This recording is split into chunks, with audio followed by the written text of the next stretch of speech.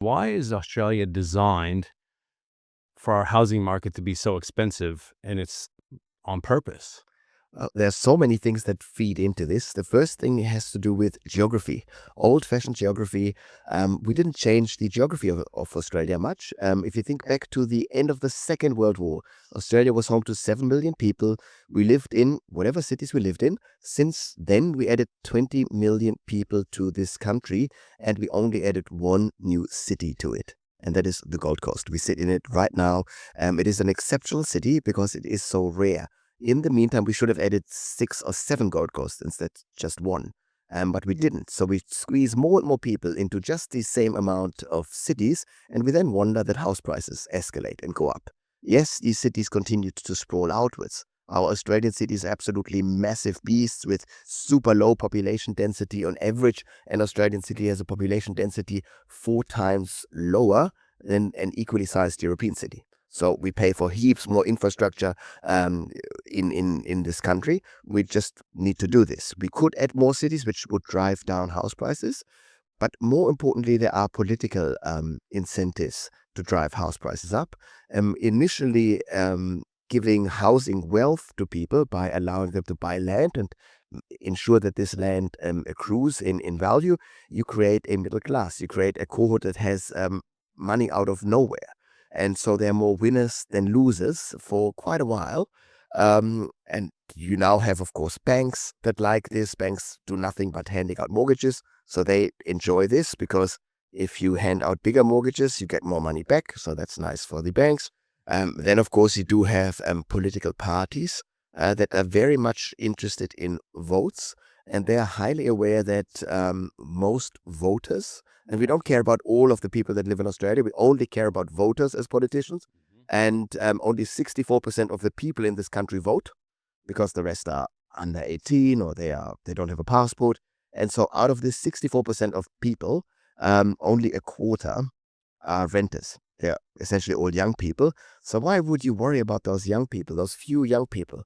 If you were to make housing cheaper through policy settings, you'd have 3/4 of the voters up against you. So you don't do this. We learned from Bill Shorten, who kind of tried to do this, and then he managed to lose the unlosable election. That's a dumb move because so far more people benefit from high house prices. And turning this around is politically difficult. It is thinkable and possible. But of course, you also have the states against you these days because the states get about 50 to 60%, depending on the state, of their income from property taxes.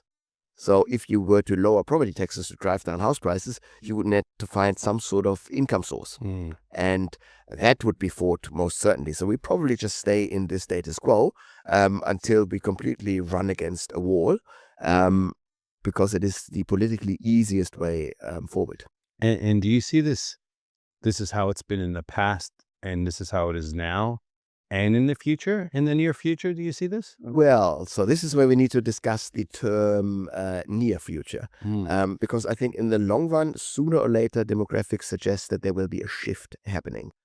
Because when I say politics want housing to be expensive, this is the two major parties that want housing to be expensive. I can see a future in the medium term, meaning 6 elections from now, so 18 years, where we will not have Labour or Liberal prime ministers anymore. The forecast is pretty simple because we look at the primary votes cast for third parties. In 1987, less than 2% of us voted for a third party. At the last election, a third of us, 33% of us, voted for a third party. And so after every election, we run this thing called the Australia Election Study, a riveting read on a Saturday night. I think the and this has a very simple takeaway message. We interview 3,000 people there in great detail about their voting behavior. The quick takeaway is everyone under age 45 hates Labour and Liberal. So that means for every election, we kill 3 years worth of loyal Labour and Liberal voters, and we introduce 3 years worth of I hate Labour and Liberal. That eventually tilts the power balance against Labour and Liberal. So the big question then is, who will take over? Will it finally be Clive Palmer's turn? Will it be the Greens? Will it be Pauline? And my best bet is that the party in power in 18 years' time does not exist yet.